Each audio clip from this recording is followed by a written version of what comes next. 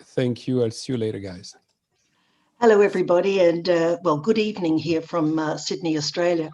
I know it's all different times of the world around there for other people, but welcome. Our topic tonight is going to be Israel, the Sixth Eye, the case for Israel to join the Intelligence Alliance. Now, this is a little provocative. I'm sure Albert came up with this topic, and it could be considered a leading question. But I'm sure that we have some very lively debate ahead because we have a panel of highly powered individuals with strong knowledge in terms of international affairs and security and defence issues. So I would like to welcome our panel tonight. Firstly, we have Christopher Pine, but he will actually is joining us in a second. So let me go firstly to Israel and to welcome Shabit, who was the former director of Mossad.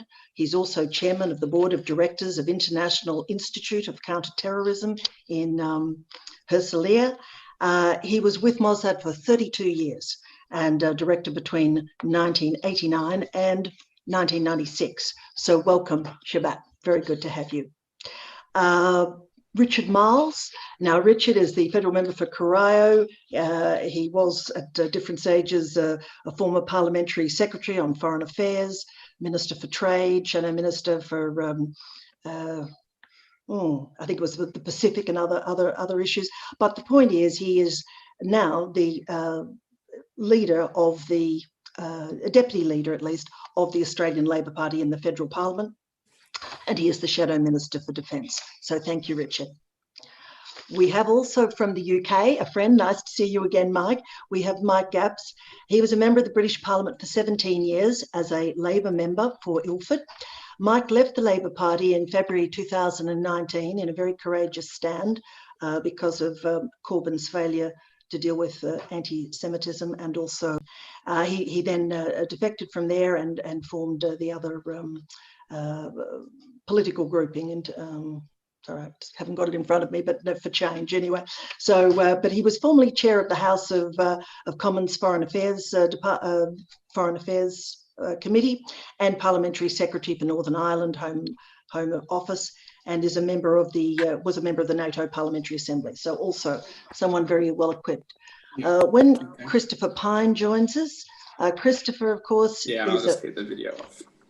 Okay, Christopher is a former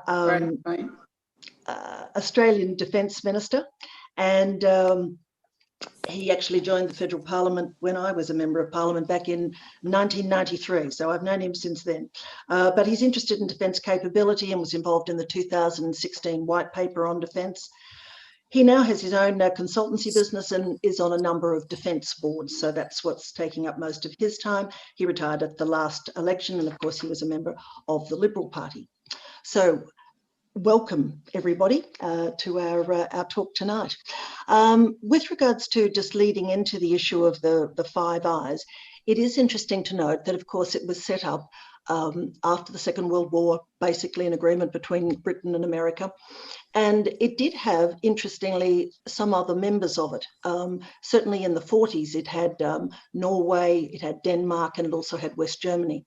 But by 1955, when it sort of really set itself up properly, it then just reverted back and said, no, we want countries that have been basically other Commonwealth countries. And so Canada, Australia, and New Zealand were to be included in the Five Eyes. So the question of what Five Eyes does, which obviously is looking at defence and security issues, initially it was to look at the sort of world that people wanted after the Second World War. And now it's looking at surveillance. So there's different issues that are involved here. But I guess the question I'd like to pose to you as I'll ask each of you to speak for about 5 minutes or whatever you like on this topic. And then after that, we'll go into Q&A with Alan Howe. But I guess the question to us firstly how would the world be different if Israel was a member of the Five Eyes? So I'm sure with your experience of dealing with Five Eyes, you'll be able to talk about whether you think this is realistic or not. But nevertheless, this is what we've been asked to do. So I might call on Christopher Pine first, if that's okay, Chris. I've done a bit of an introduction from you before you arrived, so they know who you are. If you would like to address this question, please. Well, thank you very much, Mary, and it's a great pleasure to be here as part of this particular panel session about Israel, Five Eyes, and whether Israel would be a sixth eye, especially with such a distinguished group of gentlemen, and yourself, Mary, as the moderator, the only one on the panel, and particularly also with the Shadow Minister for Defence, Richard Miles, who has been on many programs with me. Could we used to have a television show together? I know, it was very good, sadly missed. Look, it's a very interesting question, and I think a lot of people around the world don't really know what the Five Eyes actually does, because it's not just another forum for five nations to gather together and talk about mutual interests. It's actually an intelligence gathering organization, sharing of that intelligence, and then using that intelligence to enhance our effective military capability. So it has quite a specific purpose. Many other things hang off the Five Eyes, but that is its most important and its primary task. And what makes the Five Eyes unique, and why it would be, it's an interesting question about adding other nations, in this case Israel, is that there are virtually no differences between the five nations. They are really five branches of the same family. There are times when there are differences of opinion about nuances, but effectively we have all got a values-based foreign and defence policy. And while some countries are more open market than others, we are all from the same root, and we are five branches from that root. How would Israel fit into the Five Eyes? Well, and what would be different about the world? Well, Israel would need to resolve its differences with the Five Eyes around foreign and defence policy, because quite understandably, Israel has a different approach to Russia than the Five Eyes countries do. It's much closer to Russia because Russia is deeply embedded in the Middle East, particularly in countries like Turkey and in Syria, quite obviously in Syria and more recently. But over a long period of time, Russia's taken a great interest in the Middle East, and it's not very far away. So Russia has a different relationship with Israel. And as we saw in the last session on China, Israel doesn't think about China in the way that Australia thinks about China or the other Five Eyes nations think about China. So as Yossi was pointing out, there would need to be a rethinking about China beyond just the economic relationship. So Israel would need to ask itself, are their interests with the Five Eyes always going to be aligned, or will there be times when Israel has a different view? And if it's an intelligence gathering organization and sharing of that intelligence, to bring other countries in to that level of relationship, you can't go backwards. You can't leave the Five Eyes. So is there an alternative to Israel joining as the sixth eye? And there has been some debate, and I'm sure other people will comment on it here in Australia, about whether there should be another organization that added countries like Israel, Singapore, Japan, or a combination of those nations to the Five Eyes. So it was a Five Eyes Plus organization, and what that would look like, and what would that level of membership, if you like, be? What sort of level of intelligence sharing, gathering, and cooperation would a Five Eyes Plus have that would be different to the Five Eyes and different to just having a great bilateral foreign and defence relationship? So, Mary, I might leave it there because there are a number of other contributors, and look forward to hearing what they have to contribute and then answering a few questions. Thank you, Christopher. If I could ask now Shabtai Shavet if he would like to now talk about this issue. Well, since I'm talking to Australia, I bid you good evening, Thank you. whereas here is noontime. And I'm happy to be with you. And as a former intelligence officer, I'll speak for a few minutes on the questions that were asked already, and to give you my personal viewpoints. And forgive me that I'll read it from a written paper. In the world of international intelligence, an operational and intelligence cooperation usually takes place on a bilateral basis. That is to say that one intelligence service vis-à-vis its counterpart. Rarely one can find a multilateral cooperation, and mostly this kind of cooperation may be found in instances where an intelligence incident takes place in more than one country's territory, or that it contains a threat to more than one country. Since the end of the Second World War, the global order was based on two superpowers, the US that headed the NATO bloc and the USSR that headed the Warsaw Pact bloc. And between these blocs, there was an established nuclear deterrence balance and a set of mechanisms to prevent mistakes that enabled global stability. After the collapse of the Soviet Union in the late 80s, a world based of blocks of countries collapsed in an instant and was replaced with a world of single countries, tribes, and demographic groups whose common denominator was reduced to two common threat perceptions: the unconventional arms race and global jihadi terrorism. The above coincided with the huge technological revolution that turned the globe into a small village. Geographic distances lost their importance, national borders lost their historical meaning, the time dimension changed and converted the world from a time-dependent world to a real-time world. Audio and video technologies made the world transparent to us humans, and we watched as it morphs and reshapes, all in real time. The internet, cyberspace, artificial intelligence, data science, fake news, deep fake, and quantum computing all turned the world into a one human capsule. However, and this is a big one, all these innovations could not create an harmonic world. The good and the bad are still fighting each other out there. In this sense, the bad guys are the terror-sponsoring states who simultaneously strive to develop unconventional military capabilities, and radical Islamic terrorist organizations that have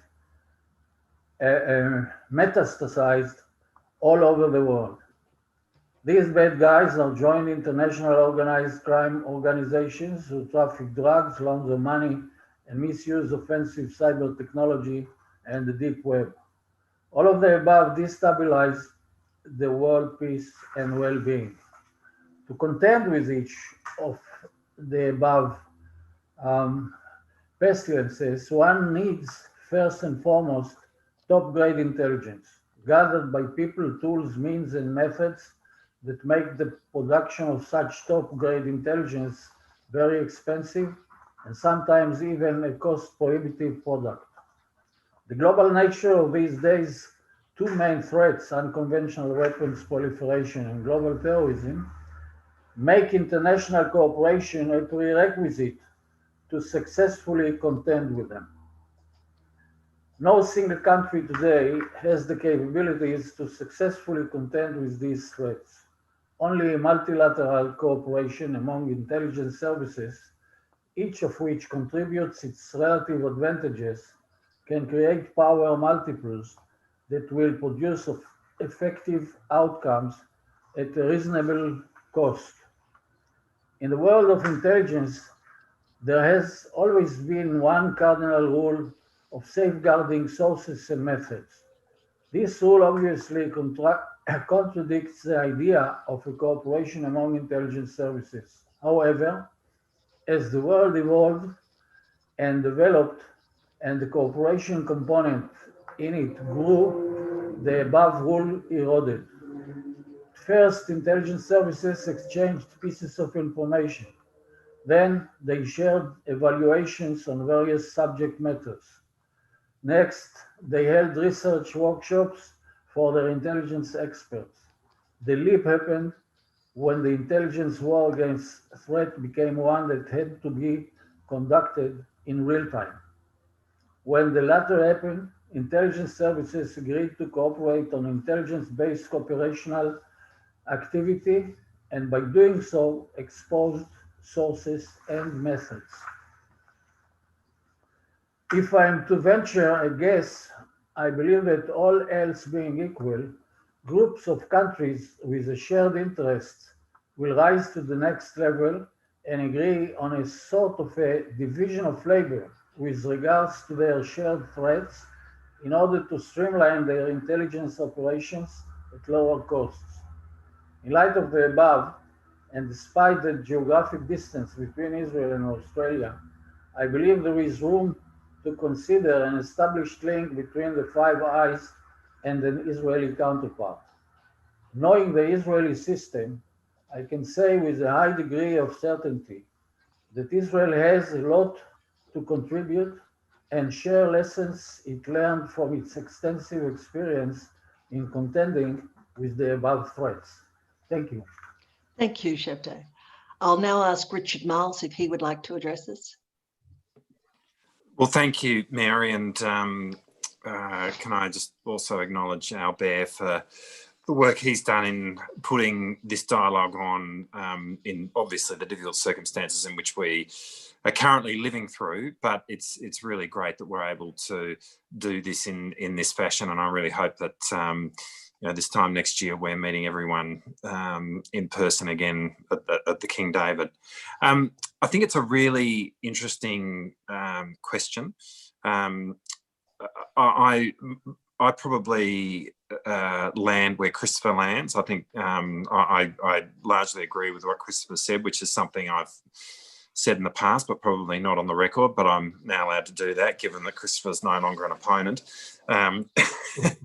But I think, there's a difference. I think often this question is seen in a context where the Five Eyes is kind of seen as a proxy for who's our closest friends and what is the scope of our diplomatic world and what are the limits of the bilateral relationships that we have or don't have. And I think it's important to make a distinction here and not to see the Five Eyes relationship as being the whole story in relation to the closeness of any given bilateral relationship. Christopher's right that the values that we have is what underpins the members of the Five Eyes, but we're not the only countries which share values of democracy and the rule of law and seeking to establish a rules-based order internationally. I think, though, a shared set of strategic circumstances is the critical reason why the Five Eyes in its current construction works, and where I'm not sure extending it to Israel makes sense necessarily for the Five Eyes countries or Israel itself. And that doesn't mean that there isn't room for intelligence cooperation between Israel and countries within the Five Eyes. But when you think about the strategic circumstances and indeed the strategic history of the countries in the Five Eyes, we fought really since the founding of the Federation, of the Australian Federation in 1901, First World War, Second World War, basically Vietnam, the Cold War, the threat of terrorism. I mean, throughout that entire history, the Five Eyes countries have largely been there together. There are obviously exceptions. Britain wasn't in Vietnam, and Mary, you made the point that the Commonwealth was part of the thinking behind this, and of course the United States is not in the Commonwealth. But having said that, largely there is a consistent set of strategic circumstances and strategic history, and particularly military engagement, which has meant that the Five Eyes make sense. So even in a contemporary way, Australia's participation in Iraq, in Afghanistan, it's been with a number of countries, but including the countries that are in the Five Eyes. When you think about that in the context of Israel, I mean, Israel just has a very different set of strategic circumstances, and they're very unique, and it implies different relationships. And that doesn't mean that in a bilateral sense we can't be the best possible friends with Israel and have a close, trusting relationship, but it just does mean that Israel's dealing with a whole lot of circumstances that we're not. And when you think about the obligations in relation to the sharing of information that comes with being in the Five Eyes, I mean, in a sense, that's an Australian perspective, but I can't imagine that Israel would be wanting to share a whole lot of the information that it has about its unique set of circumstances with countries in the Five Eyes. But I do think it is important to just remember that this should not be, the Five Eyes should be seen as an enabler. It shouldn't be seen as a limiter in terms of our relationships. And I do think sometimes, the system in Australia kind of falsely ranks countries in terms of whether they're in the Five Eyes or not. I think there have been some developments, and Christopher's been central to these, where we've extended really significant relationships which go to the heart of our kind of most trusted set of issues. You think about the development of Australia's future submarine, which principally we're doing with France. I mean, that's transforming the relationship that we have with France, which is a country not in the Five Eyes.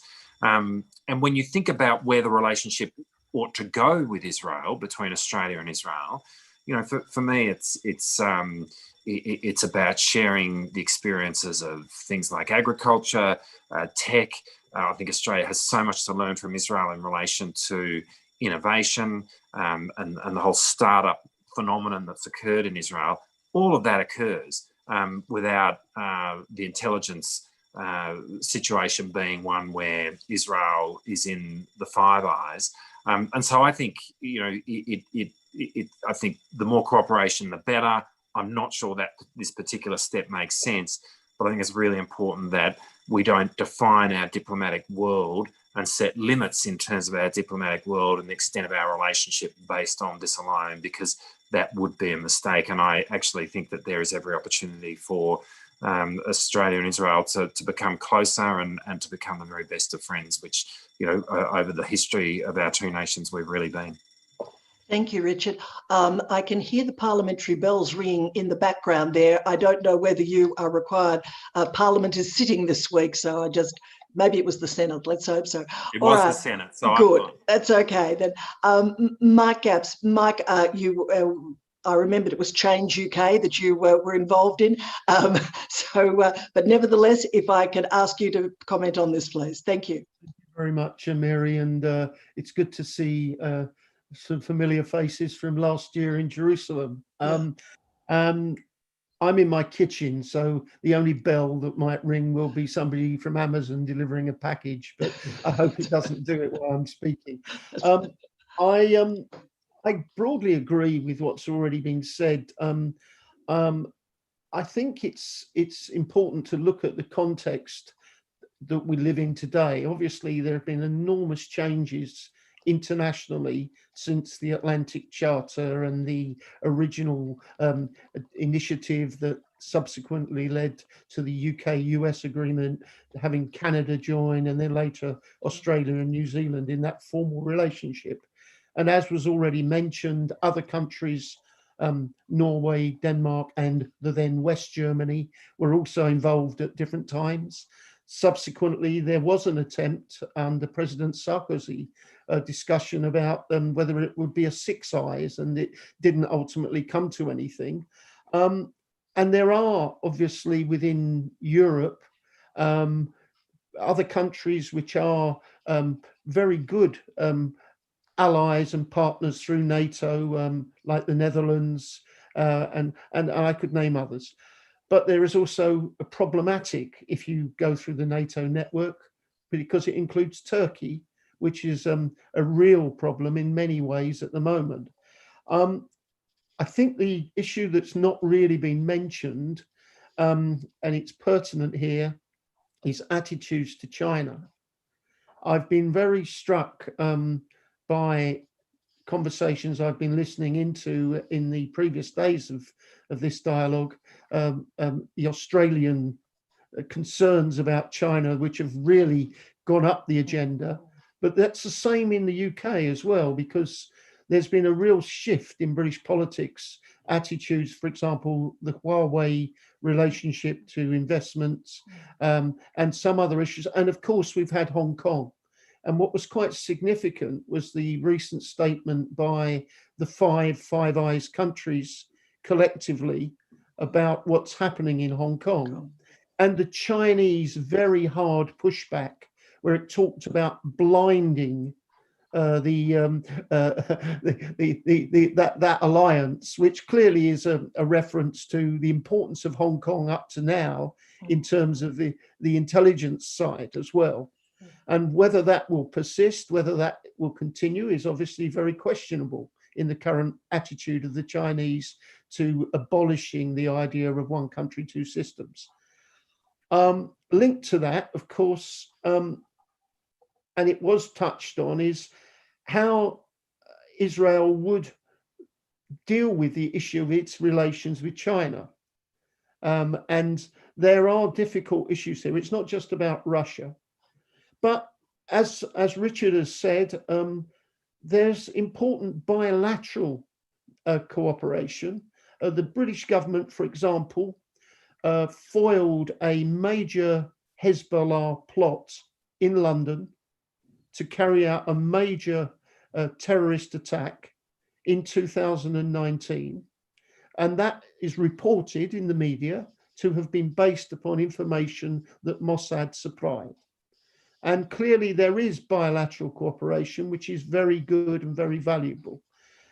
And the other thing I would say is that there are other countries that are interested in a close relationship with the Five Eyes, and particularly, obviously, with the major intelligence influence of the United States, Japan, South Korea, as well as some of the European countries I've already mentioned. And so, in a sense, I tend towards what Christopher said right at the beginning. There may be ways for people to work on different forums, different relationships, but we do need to be clear that we don't want to undervalue or undermine what already is there by just widening out. Broadening of organizations doesn't necessarily lead to strengthening of organizations if you then get internal divisions coming in. And the existing Five Eyes have had divisions. I mean, Richard referred to Harold Wilson's decision not to send British troops into Vietnam. We've had the New Zealand nuclear debate, which was quite difficult for the relations of New Zealand with the Five Eyes 20 years ago, 25, 30 years ago. And there will be from time to time differences. I suspect, hopefully with President Biden, the relationships with the United States will drastically improve compared with the difficult period that we've had in the last few years. But regardless of the politics, the institutional relationships need to be maintained so that there is a continuity there, and it can't just be at the whim of whoever happens to temporarily be in political power in particular countries. So I will stop there. Thank you. Thank you, Mike. That's great. I will now, and thank you all the participants for all of your words about this. I like the idea of Five Eyes Plus. With regards to Alan Howe, I'll check with Alan and see if we have some Q&A sections here. Just let me see. We do, Mary. Great, thank you, Alan. And we'll kick off. I'll ask this of Richard Miles if I can. Greg Sheridan believes that Israel and Australia's interests are too often not aligned, and particularly because right now of Benjamin Netanyahu's apparently close relationship with Vladimir Putin. But that even outside of that, that too often they are too close for us to consider Israel of a sixth eye. What do you say about that, Richard? Yeah, I mean, Israel has very different strategic circumstances to us. It's just a very different strategic landscape. So I guess the point that I was trying to make earlier is that I think having a similar values base is certainly a precondition, and I fundamentally think we have that with Israel, but it's more than that. It is about whether or not we've got shared strategic circumstances and the same sort of issues that we need to deal with. And so ultimately, I do agree with the fact that I think Israel's just in a different spot to us. And that's not it's not a judgment about what Israel's like, or it's not a limit on how close we can be as friends, but it is just to say we're kind of swimming in different pools.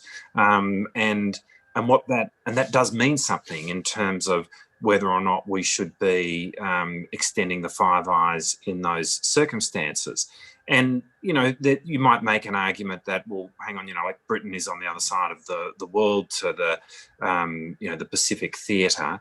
And so maybe there's a kind of strategic drift between us and Britain. But I mean, that actually doesn't stand up, because it kind of goes to Christopher's point earlier of kind of stemming from the same root. Ultimately, Britain's probably Australia's most important reference military, if I can put it that way, both in terms of us inheriting a whole lot of the sort of procedures and organisation of the British military, but just that we tend to benchmark ourselves a lot with Britain. And so in that sense, there remains a high degree of strategic alignment. Even in that sense, Israel is very different. So, yeah, look, I ultimately do think there are a different set of circumstances which imply different relationships for Israel, which means I think there's room for cooperation, but being a member of the Five Eyes, I'm not sure that makes sense.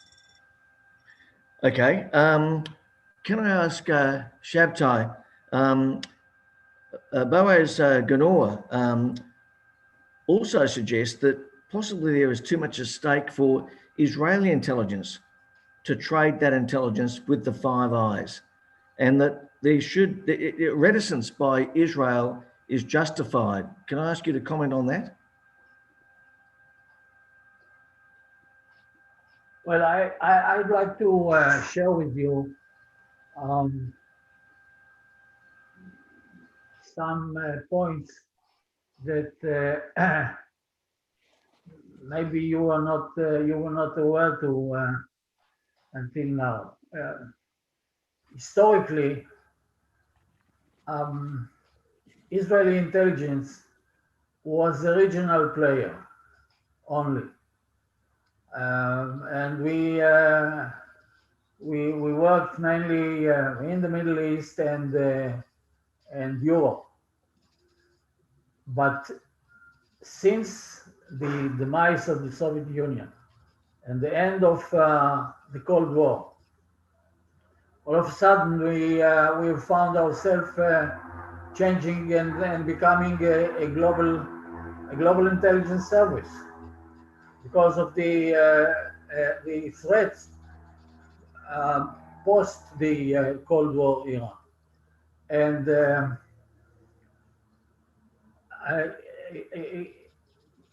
at the time, it surprised me the fact that the Chinese approached us to start an intelligence dialogue with them. The Russians did the same, and until the end of the 80s, we haven't had any intelligence relationship with them, and we found ourselves operating all around the world, because the threats, in order to find the answers to them, you cannot limit yourself to a certain geography. So what I'm by the way, in brackets, if the entrance conditions to this organization is any connection with with Great Britain. I belong to the generation. I was born in Israel during the British Mandate, and my birth certificate is an English one. So based on this, I can submit my request to become a member. Anyways, what I want to stress is the point that we do have today intelligence relationships with almost any country in the world. We have a very good relationship with Australia, and we have very good relations with China. By the way, intelligence relations depend to a very large extent on personal relationship among people, not necessarily among states, which are amorphous in this sense. So I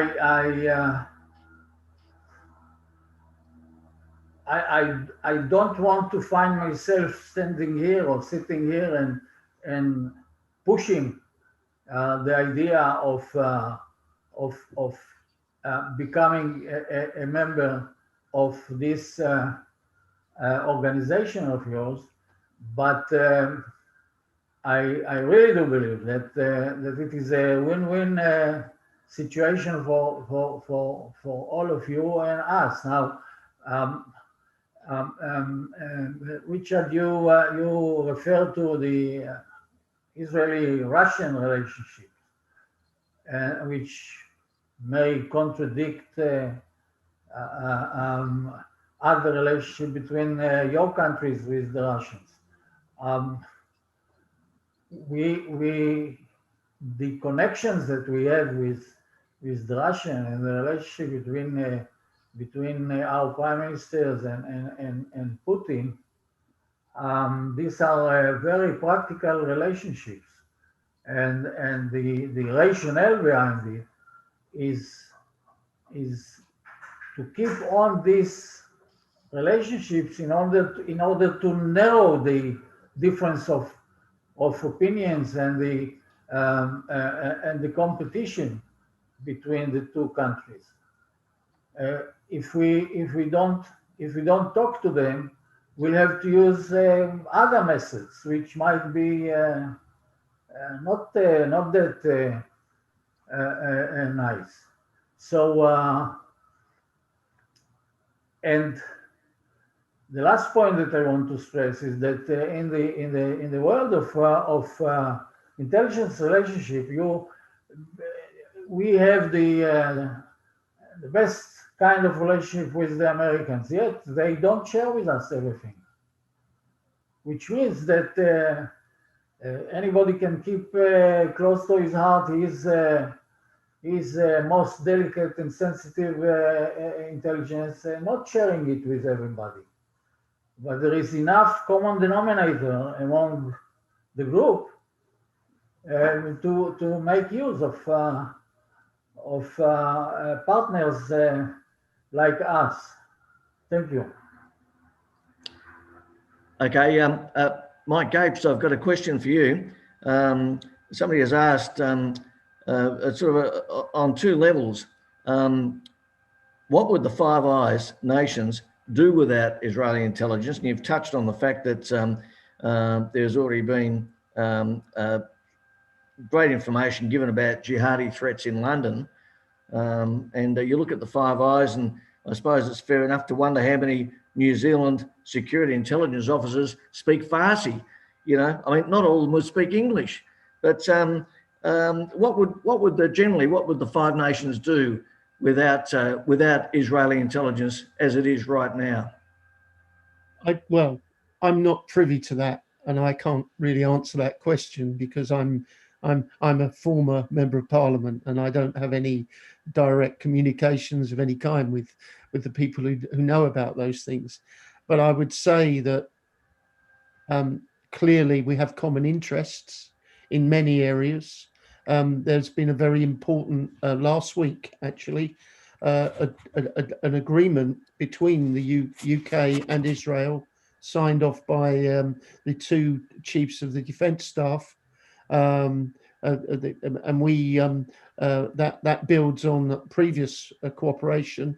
We've got common interests in a number of areas, not least in technology, UAVs, drones. The British military are very cognizant of the fact that Israel is at the cutting edge of some of this technology, and that is being used by our armed forces. We've got a common interest in stabilization and support for Jordan, which is, of course, is a major partner of the UK in political and military terms. And obviously, Israel has a peace agreement with Jordan, and it's very important for Israel's security that its eastern borders are stable. And then we've got a common interest in preventing the jihadist terrorism that you've referred to, not just from what Hezbollah are doing, but clearly the other organizations, some sponsored by Iran and others which are not. And so my view would be that UK-Israel relationships, and we've also got a lot of family relationships with British people who come to Israel permanently and they do Aliyah, and there are many families in the UK who visit their friends, their families in Israel, and vice versa, people coming to the UK. So there is a huge personal contact as well. So I think that this is very important for the future, but I can't comment on the specifics of the detail of what the intelligence relationship is. Mary, I've got one more question. It's for Okay, great. Christopher, yeah, it's always comfortable to know that New Zealand's got your back. But given the importance and the value of Israeli intelligence, but given the competing interests of Israel and US, UK, New Zealand, Australia, and Canada, as a show of faith, would it be not a bad idea, as Boaz Ganor wrote in The Australian a few months ago, for there to be a second tier of associate membership and for us to show faith in Israel by admitting it to that tier? Yeah, Alan, thank you for that. And I read Boaz's column in The Australian a few weeks ago, and it was very cogent and well argued. And so I do think there is an argument for a Five Eyes plus of those nations that, as Shabtai pointed out, have a global intelligence capability that we can all share and use. The relationship between Israel and Australia from a defence point of view has changed dramatically in the last 5, 10, 15 years. Australia now buys significant kit.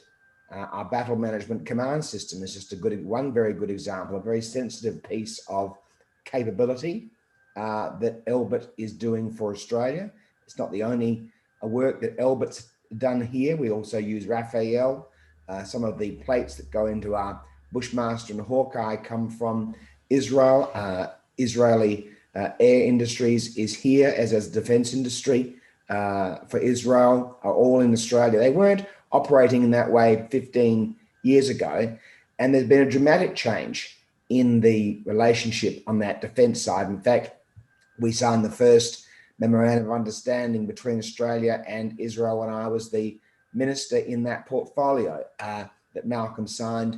And then I had the first meeting in Tel Aviv on our last dialogue last year. So we've come a long way, and I think we will continue to do so.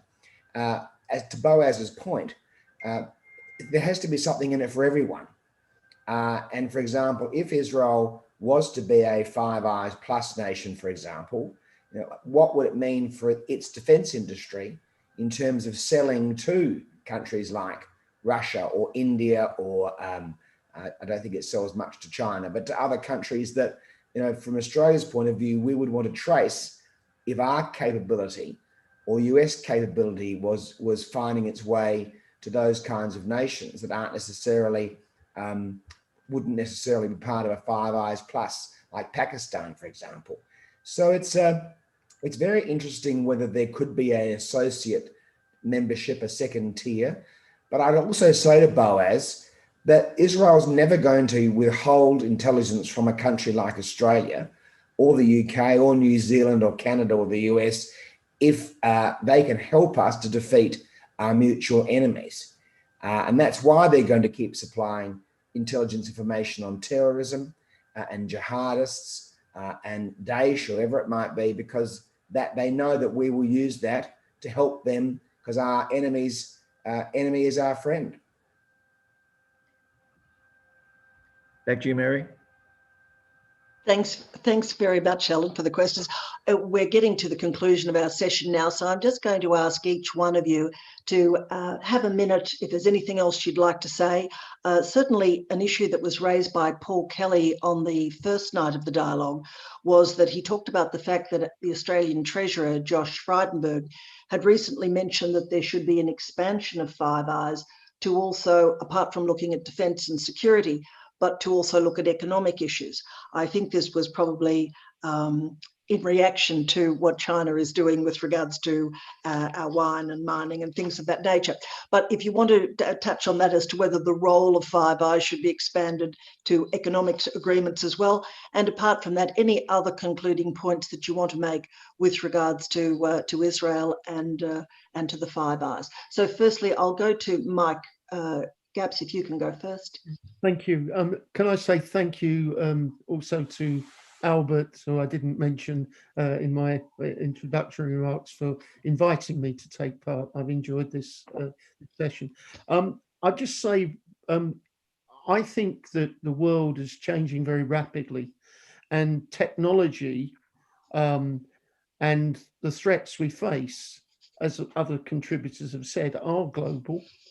And we need to get ahead of this because, as we've seen with this pandemic, you can get knocked off very quickly from what you thought was a pattern of behavior, and then you have to adapt. And I think that where we get into areas of Bitcoin and cryptocurrencies and the possibilities of hybrid warfare and countries which have got thousands of so-called patriotic hackers, you could easily face threats which are not traditional, which in fact cause you far more damage as a society to your power infrastructure or your transport systems or whatever. And I think we need to have much more cooperation, and we need to intensify it. And in that sense, it has an economic aspect because you can't separate that out.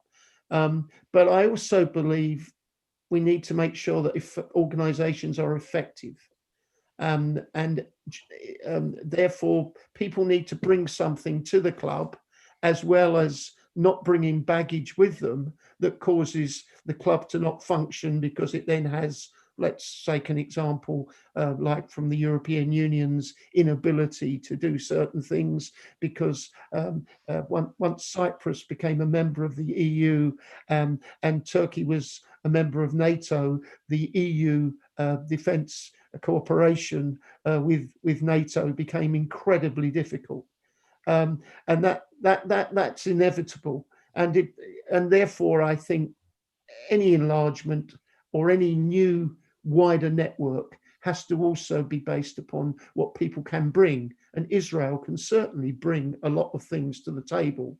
But as people have mentioned, you would also need to be focusing on what are your threats and where are they coming from? And if they are coming from China and Russia and international terrorism, you need to effectively deal with those. Thanks, Mike. Thanks, Mike. Shabtai, if I can ask you for your concluding remarks, please. Well, I'd like to pose you a question, and there is a story behind this question. Among other things that I'm involved in these days is that I'm chairing a group of top-notch experts on cyber, and the niche which we are studying and concentrating on is the latest chapter of this world, meaning the deep fake news, which is started to surf only recently. Now, we are going to sit on this issue for quite some time, and when we finish, the output of it is going to be a very interesting paper on the topic. And my question is, and the special angle that we are interested with is how this expertise relates to terrorism, to global jihad and global and extremist Islam, trying to find to define the threat, the potential threats and potential opportunities as how to deal with this phenomena. Very small niche in the overall strategic threats of the world in which we are living. But still, I think that such a product is automatically should be of interest to the countries that each one of you represent. Absolutely. Or not. Thank you. Thank you, Shabtai. That's very interesting. We look forward to reading that paper when it comes out. Richard, I'll ask you to now make your final comments, please. Thanks, Mary. I think it's important not to kind of overthink this. In terms of there being a tier of associate membership, I feel like there's a kind of a bureaucratic thought process there, which I don't really think adds much in the sense that what Christopher said earlier is so spot on, which is that there is a whole lot of cooperation which occurs now, and if there was ever a circumstance in which the sharing of intelligence would support each country, that's what's going to happen. And I don't think you need some form of associate membership in order for that to happen. In terms of Alan's raising the proposition that Josh Frydenberg, our treasurer, put forward, again, I kind of feel like that's overthinking it a bit as well. This exists. Five Eyes exists in the context of a strategic history and a strategic landscape that we share with those countries. We've got different trading relationships with each, which is really a function of a whole lot of different circumstances to that. And obviously we engage in a whole lot of trade with countries with whom we might have significant security anxiety, but there's a benefit to the country, to us in doing that, as there is to the countries with whom we trade. I think you kind of pursue the aspects of each relationship based on what makes sense, and it feels to me it's forcing things a little to extend the formality of one domain into another. If it makes sense, it will happen. And if you look at economic relationships, we have a very strong economic relationship with the United States, and arguably the strongest if you think about it in terms of the investment that the United States has with Australia, but we have a free trade agreement with the United States. So there is the ability for that to occur. One thing that I do think, though, flows from Josh's comments, which I agree with, is that in terms of how we shape the strategic landscape around us, soft power and economic power does matter, and I think that's in part where Josh was going. It's a sort of it doesn't go to the relationship with Israel, but the United States withdrawing from the Trans-Pacific Partnership really, I think, had has had a strategic consequence, negative consequence, in my view, in terms of the US's place in East Asia. And it's a reminder of how important it is to kind of have an economic agenda from a strategic point of view. And so I think we do need to be, encouraging, well, the US, but to engage more in East Asia from that point of view. But it's a reminder that, how we act in the world is multi-dimensional. And so to the extent that Josh was going there, I agree with that. But the final point, Mary, is what I said in my opening remarks. Those of us who are members of the Five Eyes, need to see it as an enabler, not something which limits us. It should not define our diplomatic relationships, and it shouldn't represent a limit on how close we can become with Israel. We share values, and that's a great basis upon which to be the closest of friends. The strategic landscape is a kind of a function of geography and the accidents of geography. It's not about who we are as a people. And I think there is a huge scope for us to cooperate in every way with Israel, and the more we do that, in my view, the better. Thank you, Richard. That's terrific. Now for our final speaker, Chris, if I can ask you to make your final comments, please. Well, Mary, I think we're running out of time, so I will keep them, Oh, it's okay. I'll keep them very brief. In relation to Alan's question about Five Eyes having a wider remit, I really believe that organisations are horses for courses, and the Five Eyes is an intelligence group of countries. It's very, very successful. Arguably one of the most important military capabilities in the world. And I think it's terrific that it's in our hands on the West and the pro-democracy nations rather than our opponents, because it can listen basically and gather intelligence in every part of the globe, fortuitously because the English colonized in all different parts of the globe, and America, Canada, New Zealand, Australia, Britain, together can cover every aspect of it by a good stroke of good luck. So, and probably good planning. So I think it does a very good job, and I wouldn't be confusing its purpose with economic purposes, because there are already good fora for economic cooperation, whether it's the G20 or the OECD, which Matthias Cormann is running for Secretary General of. So I hope, Mark, your people are voting for him in the UK and promoting him. I mean, there are already very significant and good economic fora, and they should be allowed to do their work. And the Five Eyes and intelligence gathering, whether it's from Israel or Japan or Singapore, and wherever else it might be, they should do their work and beat the bad guys, as Shabtai referred to them a bit earlier. Thank you very much. Thank you very much, Christopher. Look, may I also say, concluding this section, our thanks go to Albert Dadon. It was 11 years ago he started up the precursor to this particular dialogue, and we thank him very much for his enthusiasm and inspiration in getting us all together, even after a year of COVID, to get us together to talk to each other. And of course, the obvious salute that everybody is making at the end of their sessions next year in Jerusalem. Let's hope so. Thank you very much, everybody, for participating. Thank you, Bye-bye. Thank you, Mike, Thank you. Richard, Christopher.